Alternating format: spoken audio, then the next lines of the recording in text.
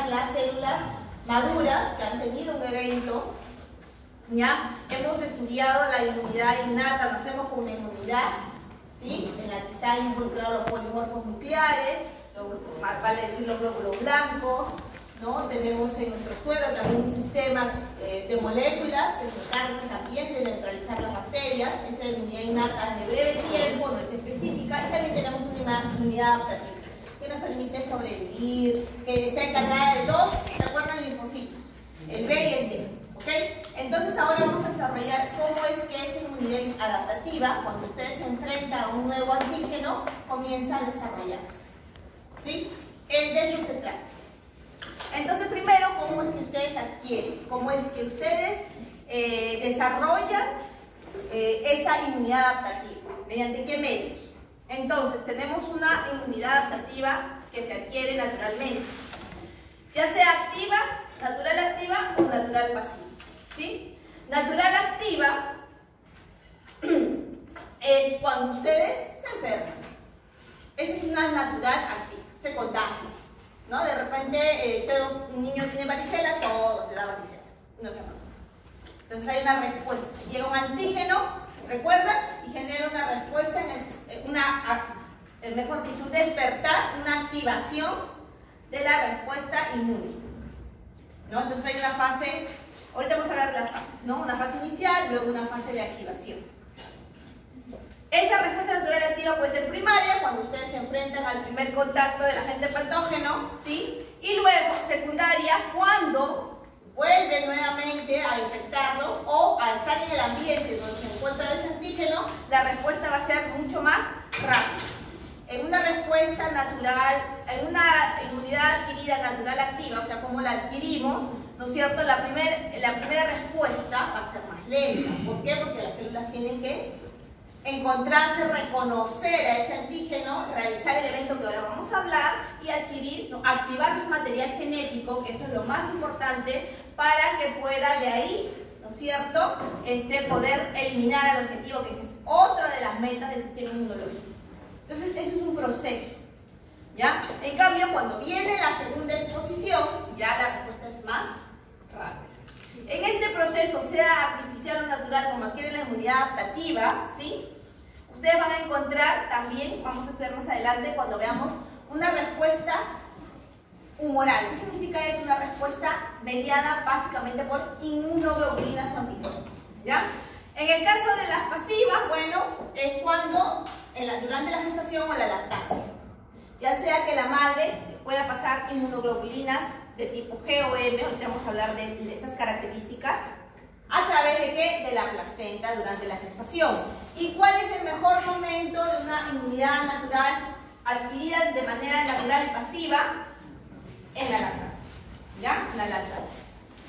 Hablando de eso, antiguamente era hasta los 2 años, ¿se acuerdan? Pero ahora se precisa que máximo 6 meses. ¿Por qué? Porque obviamente es una independencia también, la mujer debe tener esa autonomía porque tiene que trabajar, tiene que hacer muchas cosas. Antes era 2 años, ¿ya? Entonces todo eso ha cambiado, pero no hay que dejar de lactar, ¿ya? Sobre todo el calostro, ¿ya? La primera lactancia es importante para el bebé. Ahora, de manera artificial, ¿cómo nosotros podemos tener una inmunidad adquirida adaptativa? De una forma artificial. ¿Cómo? Ya activamente, también hay activa y pasiva en esta forma, ¿ya? En una forma pasiva, hay una forma natural, activa y pasiva, y en una forma artificial, activa y pasiva. En la forma artificial activa, ¿a través de qué cosa? Las vacunas. ¿Ya? No hay más explicaciones. Bacterias o virus, ahora algunas de un momento son parásitos, dependiendo del estadio, ya sean muertos o atenuados, que permitan la realización, la activación, ¿sí? La presentación, la detección del objetivo y la activación del sistema inmunológico, su desarrollo, en el que los síntomas van a ser muy mínimos. ¿Por qué? Porque la bacteria o el virus, el parásito está muerto o atenuado. O solamente es alguna proteína del virus, ¿ya? De forma artificial pasiva, pues eso es un caso muy particular. Es cuando se le inocula, así como en esa pasiva en el que la madre transfiere anticuerpos, ¿no? Inmunoglobulinas al bebé, ya sea al feto o al bebé, dependiendo del estado. En este caso es una incorporación o vacuna de inmunoglobulinas. No es lo mismo que aquí, ¿ya? Por eso dicen sueros. Sueros que se emplean en caso de enfermedad. Estos sueros contienen inmunoglobulinas, ¿ya? Entonces, de cualquiera de las formas, tanto natural pasiva como artificial pasiva, son, al no ser, miren, tengan eso presente, al no ser inmunoglobulinas, ¿no es cierto? Porque ya estamos hablando acá de una inmunidad adaptativa, no estamos hablando de innata, innata la dejaremos un poquito más atrás, ¿ya?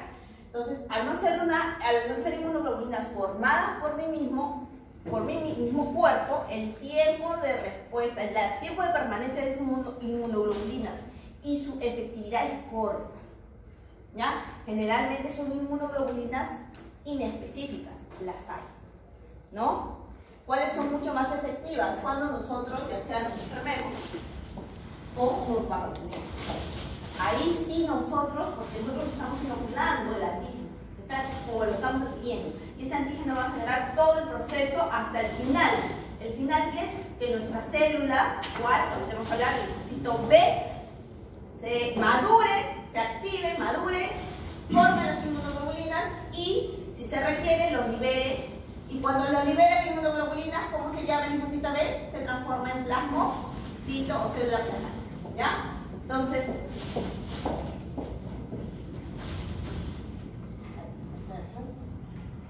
bien, ahora vamos a ver las fases. Toda respuesta inmune tiene estas fases, o posterior a una, incluso a la inmunidad innata, para decirlo así, pasado de la inmunidad innata. La adaptativa además cuenta con dos etapas más, ¿ya? Entonces, ¿cuál es la primera fase en una respuesta inmune? En la fase de reconocimiento. ¿Cómo se reconoce? Cuando se reconoce al antígeno o agente extraño. Ahorita no estamos hablando de autoinmunidades. Las autoinmunidades, por si acaso, es un desorden generalmente genético en el que mi cuerpo no diferencia, esa es la palabra, no diferencia entre de lo propio y de lo extraño, entonces ataca todo, ¿ya? Y justamente cuando hablemos de un método de presentación de antígeno y de un receptor, de dos receptores muy importantes, vamos a hablar un poquito de eso, ¿ya? Estamos hablando de un antígeno. Un antígeno es algo ajeno, extraño. Primero es la fase de reconocimiento, entonces, de la estructura antigénica, ¿ya? Puede ser, generalmente lo que vamos a hablar en la respuesta adaptativa es de una proteína, de un péptido. En una respuesta innata, una estructura antigénica puede ser ácido nucleico, puede ser un polisacárido, un glúcido, en una respuesta innata, ¿ya? Pero es mucho más eficiente si en la fase de reconocimiento es de un péptido, que es lo que va a pasar para adquirir, para despertar, desarrollar la respuesta adaptativa, ¿ya? ¿Sí? Entonces, cuando yo hable ya más adelante de fase de reconocimiento, ya saben, detectar el antígeno. La siguiente, una vez que detecten el antígeno, la siguiente etapa es la etapa de activación, que acá le ponen de diferenciación. Pero quiero que también coloquen etapa o fase de activación. ¿Qué es la fase o etapa de activación? Cuando ya reconoció al agente extraño, esta célula, ¿no es cierto?, se va a proliferar y se va a diferenciar. Cuando vemos al linfocito B que se diferencia al linfocito maduro y luego a qué cosa, a plancocito, estamos en una fase de activación, ¿ya? Esa es la segunda etapa. La tercera es obviamente la etapa que corresponde al objetivo, al final de la respuesta inmune. La etapa efectora o fase efectora, que como dice ahí, se pone en acción la serie de mecanismos químicos, biológicos, ¿para qué? Destruir al agente extraño. Ahí dice el agresor todavía, ¿no? Para destruir al agente extraño. Que ahí va a depender, ¿se acuerdan yo que les dije? ¿Quién inicia la respuesta inmunológica? Ahorita, si ustedes están sanitos, su respuesta inmunológica va a estar alterada como loco. ¿Sería correcto eso? No. ¿cierto? ¿No? Quien inicia todas estas fases siempre es el antígeno. Y para cada antígeno, debido a su composición, la respuesta, todo este mecanismo y esta fase efectora, sobre todo, va a ser diferente, ¿no? Porque no es lo mismo eliminar un virus o responder a un virus que a una bacteria. Y dentro de las bacterias, si son gram positivas, si son gram negativas. Dentro de los parásitos, si son unicelulares o pluricelulares. Y así podemos, si es un cáncer, por ejemplo, ¿no? En la misma, las hipersensibilidades, ¿no? La bacteria de la tuberculosis también es un mecanismo de respuesta. Cada uno es diferente, ¿ya? ¿Preguntas? Bien. ¿Alguna pregunta, chicos? Su examen es... Ya el doctor está emocionado porque va a tomar el examen. ¿Listo? Sí, que ya está el salón, prepárate. Ya. Ahora bien, ¿qué pasa en una respuesta adaptativa? Las tres fases anteriores, ¿ya?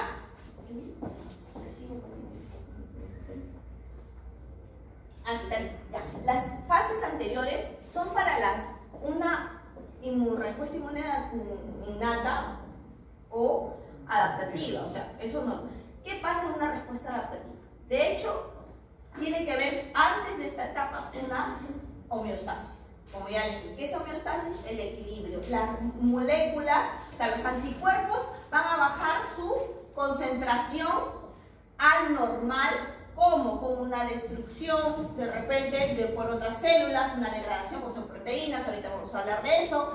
Las células migran de donde estaban en la zona de lesión, migran a los órganos periféricos, por ejemplo al vaso, a los nódulos linfáticos, para disminuir. Esa es la homeostasis, el equilibrio. Pero ya como ha ocurrido el evento, y estas son células especializadas, hablemos principalmente de una respuesta adaptativa. ¿Cuáles son las especializadas? El linfocito T y el linfocito B, ¿no es cierto? Ellas han tenido un estímulo molecular. Ese estímulo molecular, ¿a qué se refiere? Un primer mensajero, que ha sido justamente nuestro antígeno, y segundos mensajeros dentro de la célula, para activar el ADN. Entonces comienza la memoria molecular. Esta etapa corresponde, digamos, posterior a las tres que hemos hablado en las respuestas inmunes adaptativas, ¿no? Es decir, respuesta a subsecuentes exposiciones del mismo antígeno. De hecho, en este paso ya hablamos de una respuesta secundaria. La respuesta primaria fue el primer evento. Si viene otra vez, una respuesta secundaria, más eficiente, ¿sí? Esta memoria inmunológica ocurre por una expansión clonal de los linfocitos. Había una fase de activación, ¿se acuerdan? Es una proliferación y una diferenciación del linfocito T o del linfocito B. O de los dos al mismo tiempo. ¿Me dejo entender? Porque vamos a ver que uno puede estimular al otro, ¿ya? Que son específicos para un antígeno determinado. Esa es la memoria.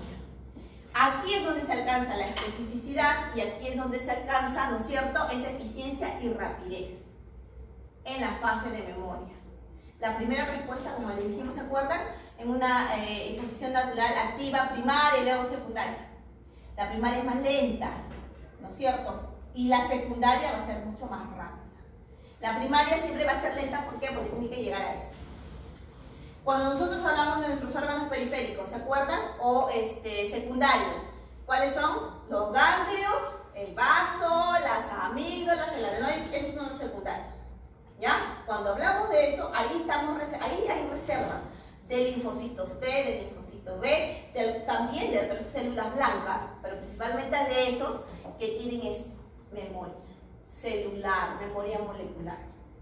¿Ya? El ADN se estimula. ¿Cómo se activan los genes? A través de mensajeros moleculares que vienen desde afuera y luego hacia adentro, ¿no? Que comienzan a activar una cadena inmensa, ¿no es cierto?, donde intervienen también patrones de energía, cambios moleculares, catálisis de algunas proteínas y activación de otras enzimas, ¿ya? Que eso me imagino lo han visto con la doctora ya que esa parte, ¿ya? Pero recuerden. ¿Preguntas? Entonces, aquí está. Fase de reconocimiento. La primera fase. Esto lo pueden sacar en el ABAS. O lo buscan, pues, ¿no? El libro de inmunología, Fundamentos de la Inmunología, el autor es Abbas. Ahorita les escribo por ahí, ¿ya? Si quieren lo pueden tener, pero hay otros libros de inmunología, incluso un libro de bioquímica básico que tenga un capítulo de inmunología para ustedes es bastante bueno, no tienen que comprarse todo el libro, ¿ya? La fase, esto que ustedes ven aquí es lo que se considera una respuesta, las etapas de una respuesta adaptativa, inmune adaptativa. La primera es la fase de reconocimiento, que era el reconocimiento de la gente extraña. En esta fase es donde nosotros nos vamos a centrar, para que ustedes la puedan entender, ¿ya? Luego viene la segunda fase, la de activación, la proliferación y luego la diferenciación. Acá estamos viendo pues linfocitos B y T en diferenciación. Luego viene, ¿qué cosa? La fase efectora, la eliminación del antígeno, del declive, ojo, porque acá le menciona la apoptosis, la muerte celular programada. De estas células que han aumentado en el torrente sanguíneo deben disminuir, algunas son eliminadas o neutralizadas para que no causen daño, porque eso es lo lógico, lo que debe pasar al tejido nuestro, a nuestro endotelio, ¿no? Disminuye la fase de la homeostasis y la fase de memoria. Estas, las sobrevivientes, que van a continuar, ¿no es cierto? Viene otra vez el agente extraño, esta respuesta va a ser más alta. Y ya no va a ser, y más rápida. Los periodos de tiempo son más cortos. ¿Ya? ¿Preguntas? Cuando hablemos ya de fase de reconocimiento, yo voy a asumir que ustedes ya me captaron el nombre de las fases. Entonces yo voy a hablar así. Fase de reconocimiento, fase de activación, fase efectora. Y a ustedes ya porque es la forma como ustedes también lo pueden ir recordando. ¿Ya? Entonces acá tenemos estas fases. Bueno, acá solamente es una explicación rápida de las características, ¿no? De una respuesta inmune adaptativa adquirida, ¿ya? Que es justamente lo que hemos mencionado un ratito. Vamos a hablar, que es lo que he mencionado, o he descrito hace un ratito, hace un momento, o mejor dicho, durante toda mi explicación de las fases. De lo que es, pasen por favor, una respuesta inmune adquirida adaptativa, ¿ya? Entonces, esto es más que nada para recordar. Entonces, vamos a hablar de las inmunoglobulinas. Siempre este capítulo va a estar hacia la primera parte acompañado del segundo capítulo, ¿no? Inmediatamente después de una explicación, una introducción, siempre describen a nuestras queridas inmunoglobulinas o anticuerpos, ¿ya? Entonces, aquí vamos a ver. Creo que ustedes ya la conocen bien, a las inmunoglobulinas, que es como ustedes ven ahí. La inmunoglobulina es una glicoproteína que tiene en su estructura puentes y sulfuros que le permiten estabilidad y polisacáridos también. Cada inmunoglobulina va a depender la cantidad de polisacáridos adheridos a ellas, ¿ya? Pero por eso es una glicoproteína, ¿ya? Que ustedes también la conocen. Generalmente tiene esta como esta Y y la representan como una Y, ¿ya?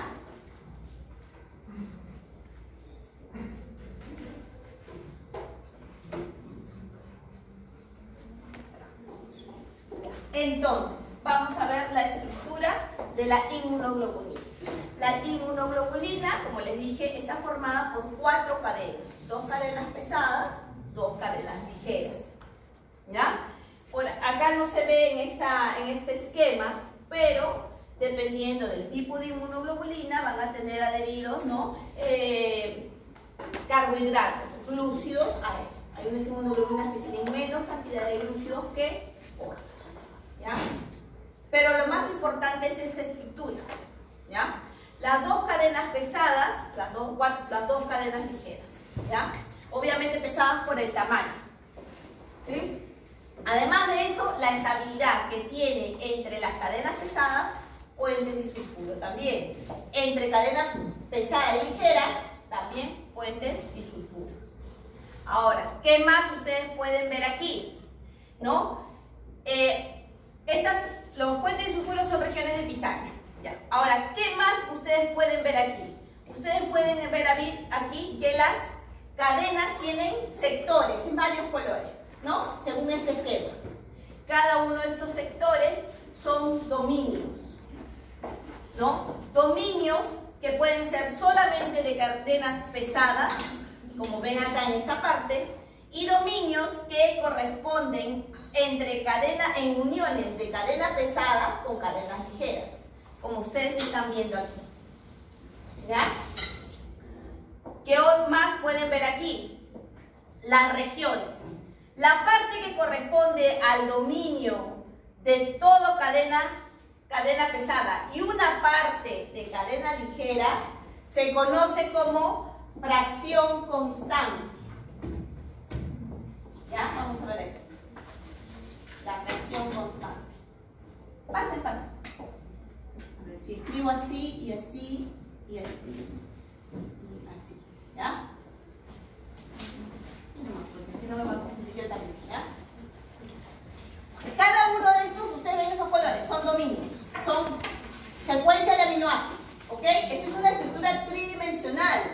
¿Ya? Es más, podemos decirle que es una estructura cuaternaria. ¿Por qué decimos que es cuaternaria? 4 cadenas. ¿No es cierto? 4 cadenas. Entonces, esa es una estructura cuaternaria. Ahora bien, toda esta sección que está aquí, ¿sí? De las patitas, más una parte, lo que está en verde, de cadena pesada, recuerden que es la más larga, y cadena ligera, o sea, la más chiquitita, ¿ya? Este es lo que se conoce como una fracción constante. ¿Ya? Porque permanece su estructura. Y tiene similaridad entre los tipos, o sea, entre todas no las familias, sino entre las inmunoglobulinas de la misma familia, tiene la misma similaridad. Y la parte de arriba, este dominio que ustedes ven aquí, que justo lo han puesto a propósito de color rojo, ¿no? Que dice BH, BL, BLH. H heavy, L light, ¿no? Pesada ligera. Esta región que está en la parte de adelante es la fracción variable. Esa de arriba es la fracción variable. Tan sencillo como eso. La fracción variable.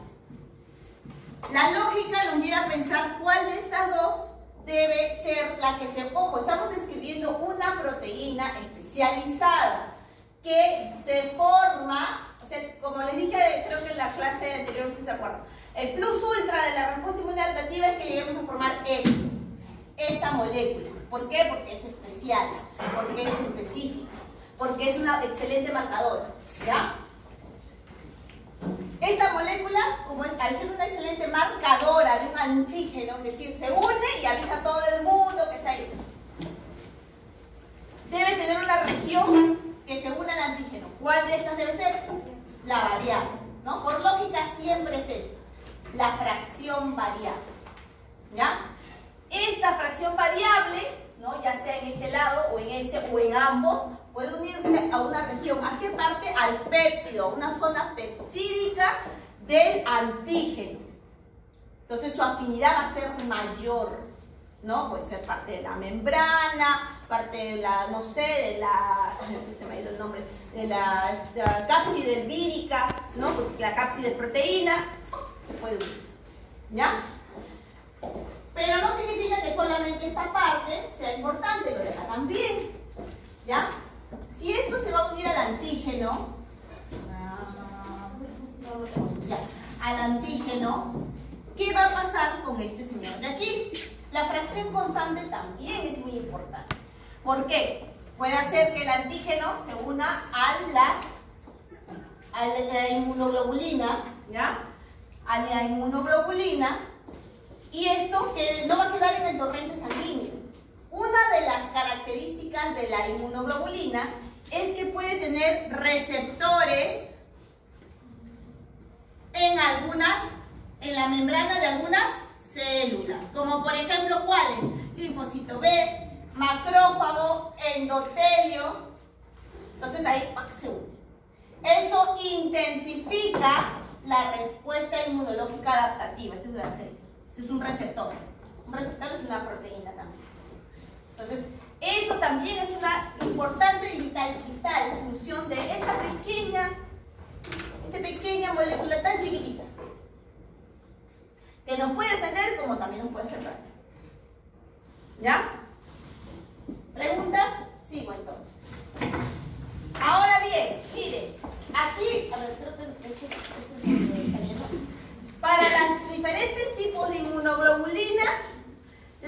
clasificación se basa en las cadenas pesadas. Siempre las cadenas pesadas son del mismo tipo, cadenas ligeras del mismo tipo. ¿Ya? De las cadenas ligeras solamente se conocen que hay dos tipos, lambda y gamma.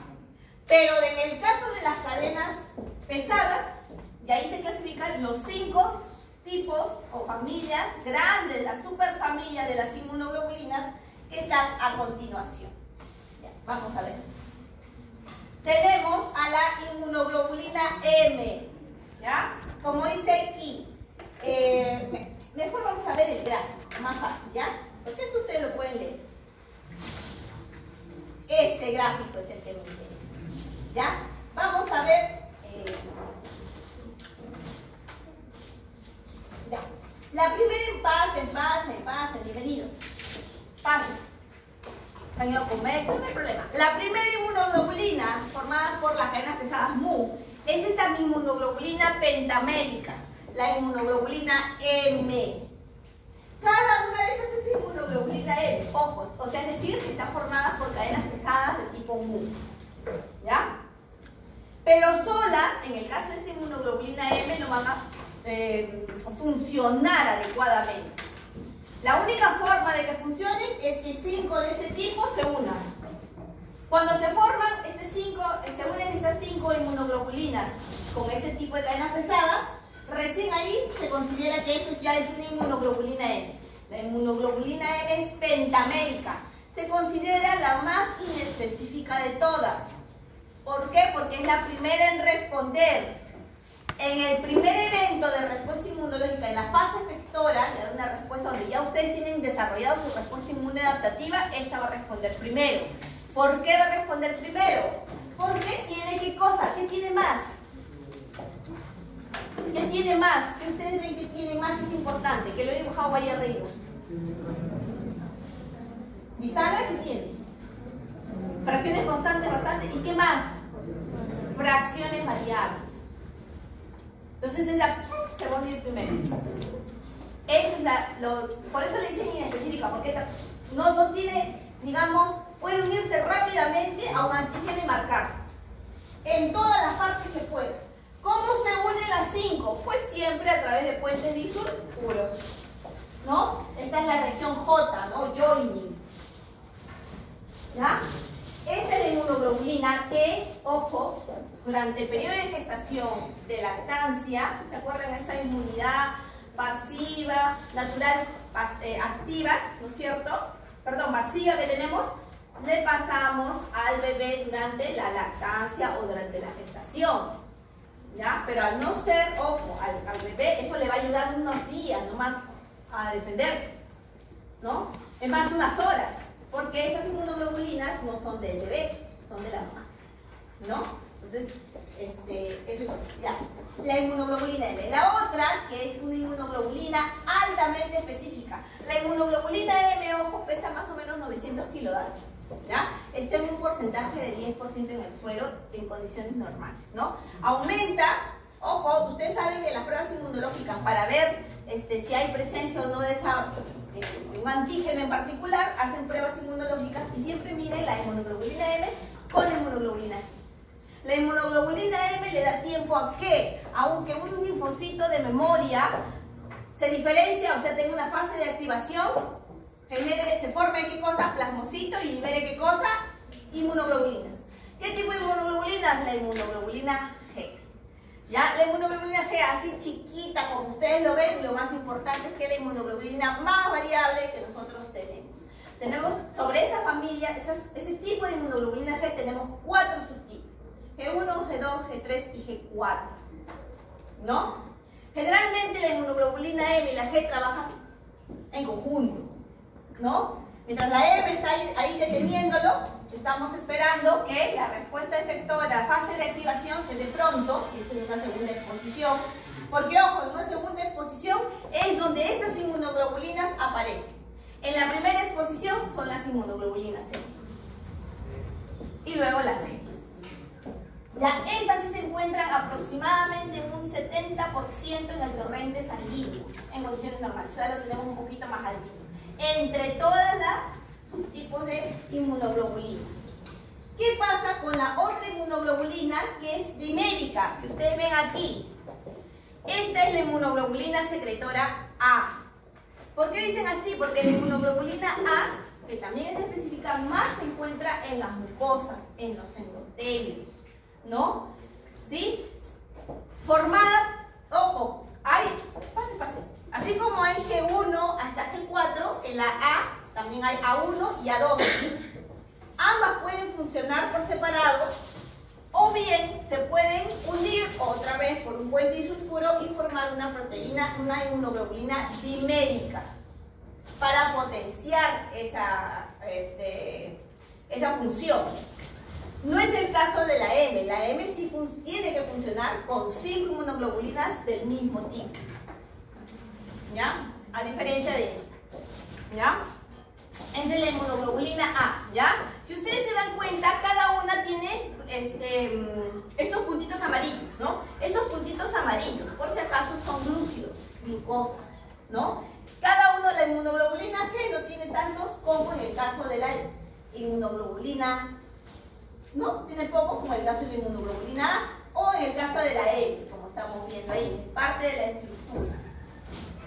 Acá está el monómero de la inmunoglobulina A. Y acá está, ¿no es cierto? Acá está el monómero, o sea, la inmunoglobulina solita, ya sea A1 o A2. Y aquí está como dímero. ¿Ya? ¿Cuál es la otra inmunoglobulina? Me están siguiendo, ¿no? El paso. Hemos hablado de la M, la G, la A. Ya. Ahora vamos a hablar de esta de aquí, de la D. La inmunoglobulina D, que es una 1% en el torrente sanguíneo. ¿Sí? Acá estamos viendo que tiene su puente disulfuro, todo linda, está bien bajita. Su actividad de la inmunoglobulina D no es necesariamente acá, la de unirse a un antígeno. La función de la inmunoglobulina D no está en su fracción variable, está en su fracción constante. ¿Por qué? ¿Se acuerdan que yo les dije que la fracción constante era importante porque se unía a receptores? ¿Ok? La inmunoglobulina D tiene un receptor específico. ¿En dónde? En el linfocito B. ¿Qué hace eso? Estimula, o sea, dentro de todo el proceso que ahora vamos a explicar, ¿ya? Esta inmunoglobulina D lo que hace es unirse al receptor del linfocito B y generar una fase de activación. ¿Para qué? Para que se genere una fase efectora. Ya sea por inmunoglobulinas o ya sea por células. Ahorita vamos a hablar de eso. Esa es la función de la inmunoglobulina D, por eso es un porcentaje bastante bajo. Finalmente tenemos a esta que tiene muchas bolitas amarillas, como ustedes ven aquí, ¿no es cierto? Lindas bolitas amarillas.